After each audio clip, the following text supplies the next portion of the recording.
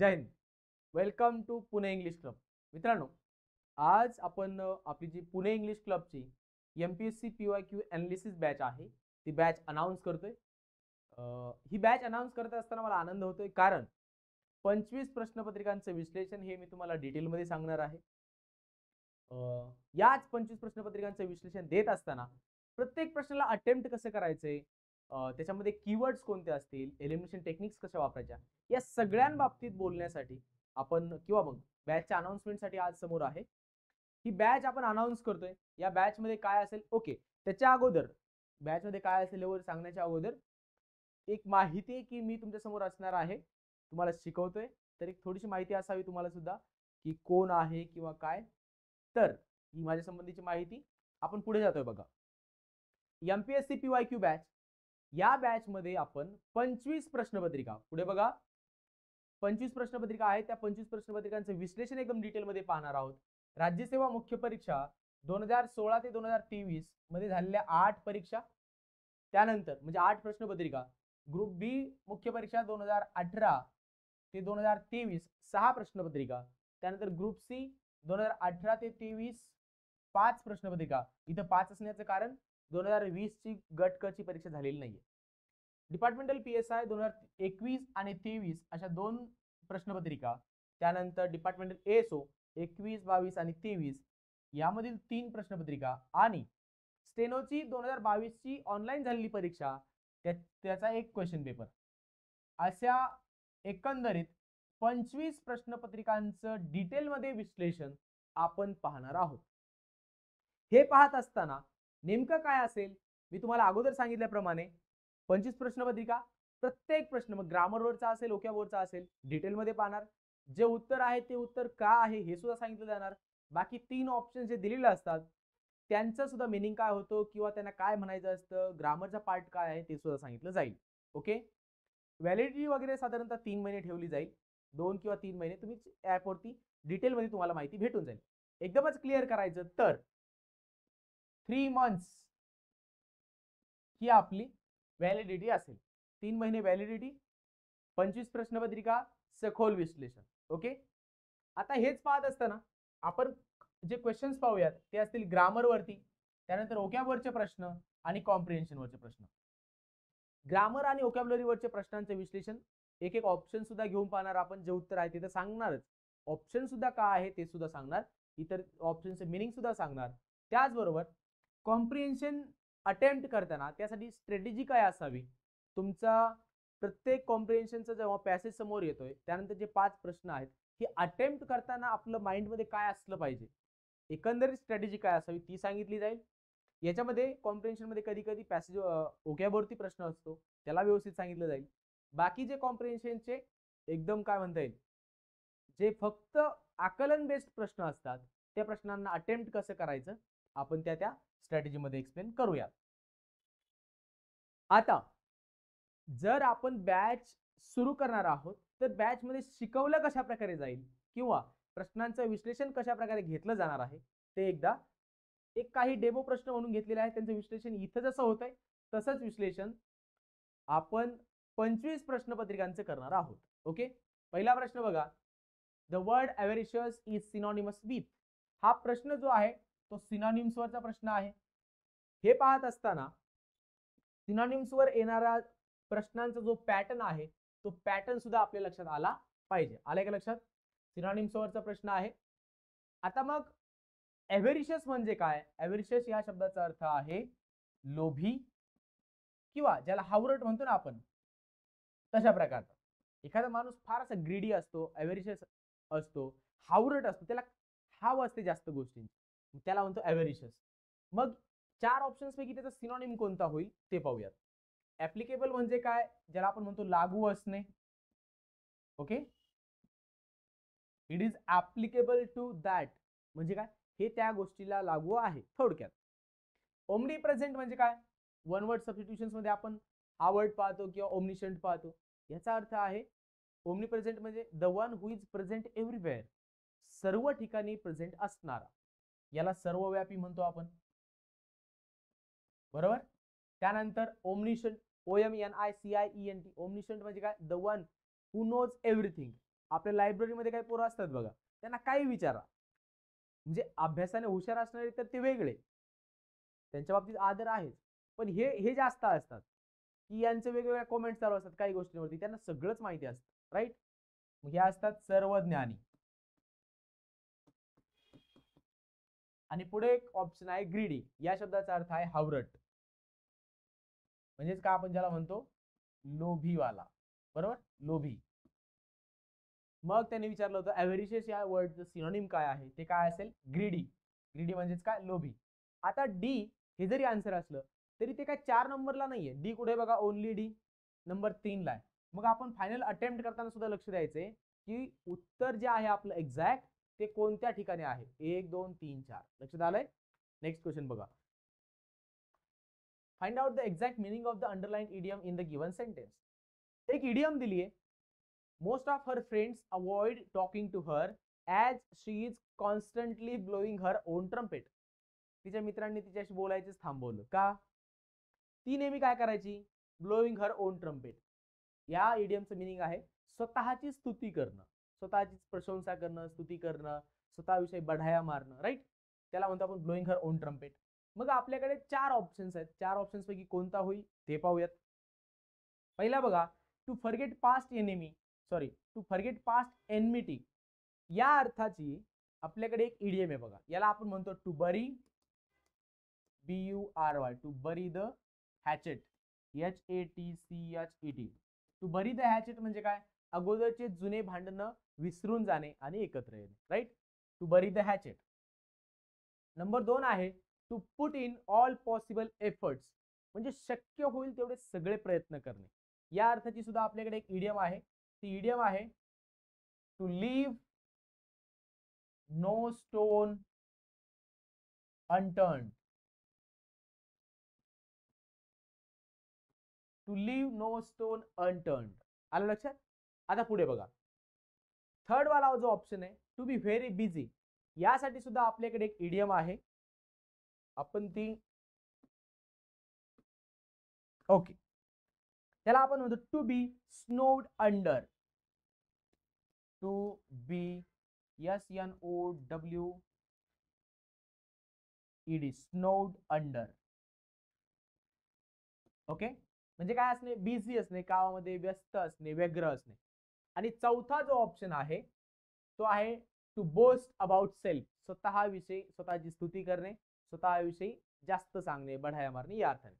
मग आपली blowing her own trumpet ही जी इडियम होती त्याचा आन्सर काय होईल, to boast about number 4. Okay, पण आता हा जो बोस्ट शब्द आहे BOAST, बोस्ट, यानंतर येणारे प्रिपोजिशन्स आहेत बोस्ट अबाउट, जो ऑप्शन मध्ये दिलाय तो तर आहेच, ABOUT, बोस्ट अबाउट किंवा बोस्ट ऑफ, दोन्ही सुद्धा करेक्ट आहे. आले का लक्षात.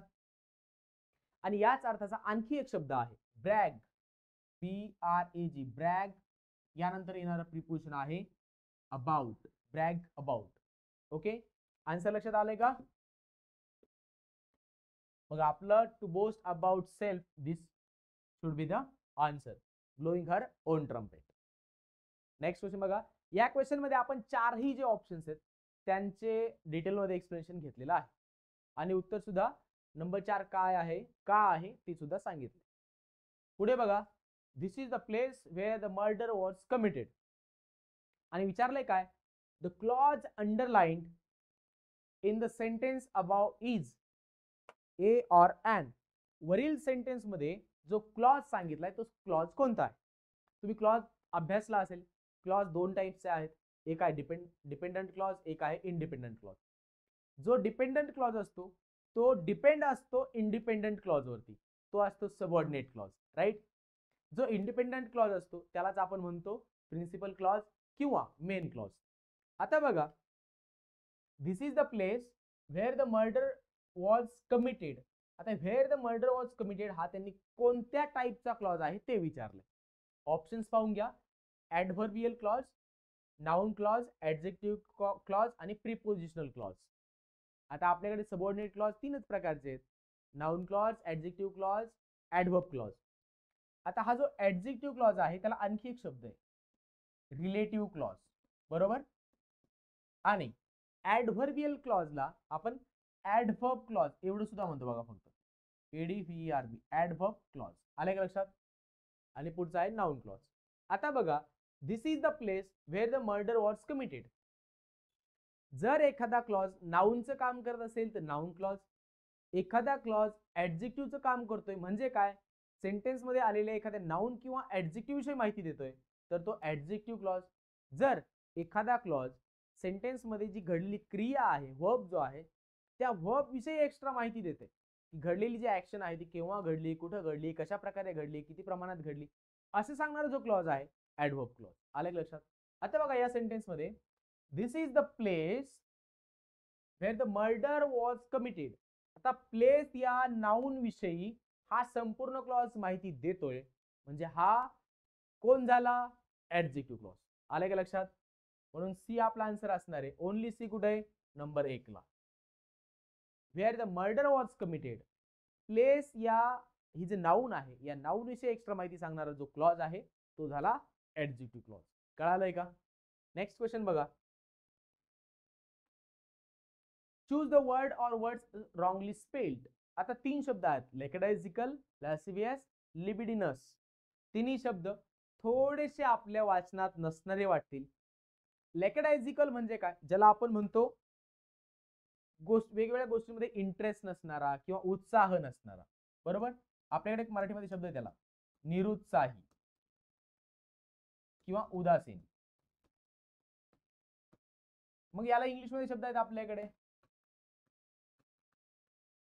indifferent, INDIFFERENT, indifferent, lazy. बरोबर का? apathetic, APATHETIC, apathetic. वेगवेगळ्या गोष्टींमध्ये इंटरेस्ट नसणारा. पुढचा शब्द आहे LASCIFIOUS, लॅसिवस. लॅसिवियस म्हणजे काय, आपण ज्याला म्हणतो की कामुक किंवा वासनापूर्ण म्हणतो ना, म्हणजे सेक्शुअल गोष्टींशी संबंधित, सेक्शुअल गोष्टींच्या बाबतीत व्यक्त होणारा, त्याला म्हणायचं लॅसिवियस. किंवा याला कामुक एक शब्द आहे, कामुक किंवा वासनापूर्ण म्हणतो आपण. वासनापूर्ण, नेहमी नेहमी अशा प्रकारचे विचार डोक्यामध्ये असणारा किंवा व्यक्त करणारा, त्याला म्हणायचं लॅसिवियस, कामुक किंवा वासनापूर्ण. आणि पुढचा शब्द आहे लिबिडिनस. आता या शब्दामध्ये बघा स्पेलिंग मध्ये त्यांनी चुकवलेलं आहे. स्पेलिंग आहे त्याचं LIBIDINOUS, लिबिडिनस. लिबिडिनस या वर्डचा मिनिंग सुद्धा सेम आहे लॅसिवियसचा. हे दोघं सिमिलर सिमिलर वर्ड्स आहेत, सिनॉनिम्स आहेत एकमेकांचे. आले का लक्षात? मग आता त्यांनी काय विचारलं होतं, रॉंगली स्पेल्ड. आपल्याला रॉंगली स्पेल्ड एकच भेटला, libidinous. Only C, number 1 is the correct answer. कळालंय का? तीनही शब्दांचं मिनिंग काय ते समजून घेतलंय आणि त्यानंतर त्यांचं मराठी मिनिंग सुद्धा सांगितलंय. स्पेलिंग सुद्धा इनकरेक्ट होतं तर करेक्ट काय होतं हे सुद्धा सांगितलंय. कळालंय? चला पुढे. Choose the incorrect sentence. त्यांनी इनकरेक्ट सेंटेन्स विचारलंय. कीवर्ड विसरायचे नाही. इनकरेक्ट विचारलंय ना, आपल्याला उत्तर येत असून सुद्धा आपण जे चुकतो ना ते याच्यामुळे चुकतो. त्यांनी विचारलं इनकरेक्ट सेंटेन्स. पहिलं बघा, ही हर्ट हिमसेल्फ. आता ही हर्ट हिमसेल्फ कसं होणार, ही हर्ट्स पाहिजे ना, थर्ड पर्सन सिंग्युलर. मग आपल्याला लगेच वाटतं हा ही हर्ट्स पाहिजे, चुकला. पण हे असं नाही. प्रश्नाकडे पाहिल्यानंतर आपलं कीवर्ड्स कडे लक्ष गेलं पाहिजे. कसं, पहिले तर इनकरेक्ट विचारलंय इथपर्यंत गोष्ट आपल्या लक्षात आहे.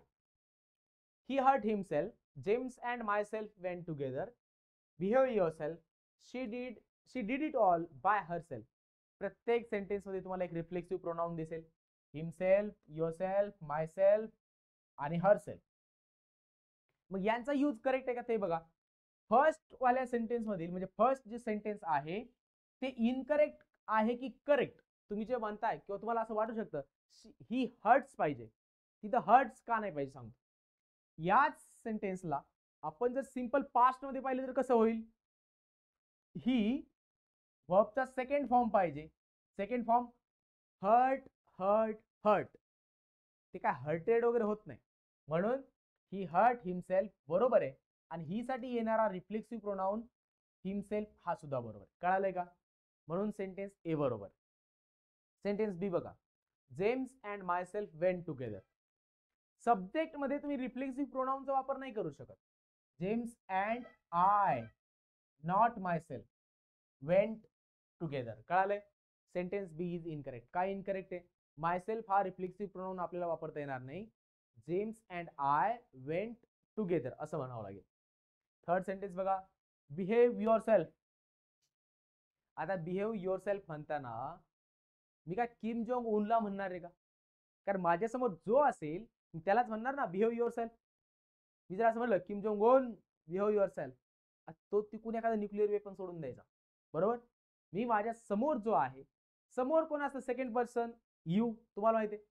मग हे जे यू आहे, इथं लिहिलेलं यू लिहिलेलं नाही ऍक्च्युली, ते काय असतं? त्याला आपण इम्प्लाइड म्हणतो. म्हणजे काय? ते अंतर्भूत आहे, त्याच्यामध्येच इनबिल्ट आहे सेंटेन्स मध्येच, बरोबर. इनबिल्ट म्हणण्यापेक्षा आपण त्याला असं म्हणू की सेंटेन्स मध्ये ते आहे परंतु उघड उघड मांडलं गेलेलं नाही. इम्परेटिव्हचं सेंटेन्स, बरोबर. इम्परेटिव्हच्या सेंटेन्सची सुरुवात आपण V1 ने करतो. मग या सेंटेन्स मध्ये जे बोललं गेलंय ते यूला बोललं गेलंय आणि म्हणून त्यासाठी येणार रिफ्लेक्सिव्ह प्रोनाउन युअरसेल्फ बरोबर आहे. सेंटेन्स सुद्धा बरोबर आहे. लास्ट वाला सेंटेन्स बघा, she did it all by herself. She या प्रोनाउन साठी जो रिफ्लेक्सिव्ह प्रोनाउन पाहिजे होता तो हरसेल्फ बरोबर आहे. म्हणून दिलेलं सेंटेन्स जे 4 आहे ते सुद्धा बरोबर आहे. त्यांनी विचारलं इनकरेक्ट कोणतं आहे? इनकरेक्ट आपल्याला फक्त एकच भेटलंय, बी. ओनली बी कुठं आहे? Answer option 3 is the correct answer. कळालंय का? अशा प्रकारे मी फक्त 5 प्रश्न घेतलेत. प्रत्येक प्रश्नपत्रिकेतील काही मध्ये 30 क्वेश्चन्स आहेत, काही मध्ये 25 प्रश्न आहेत, काही प्रश्नपत्रिकांमध्ये 50-50 प्रश्न आहेत. साधारणतः 1000 प्रश्नांचं विश्लेषण तुम्हाला या बॅच मध्ये अवेलेबल होणार आहे. पहिल्या लेक्चर मध्ये म्हणजे ग्रुप बी मुख्य परीक्षा 2018च्या विश्लेषणाच्या लेक्चर मध्ये आपण भेटणार आहोत. तोपर्यंत इथेच थांबतोय. जय हिंद.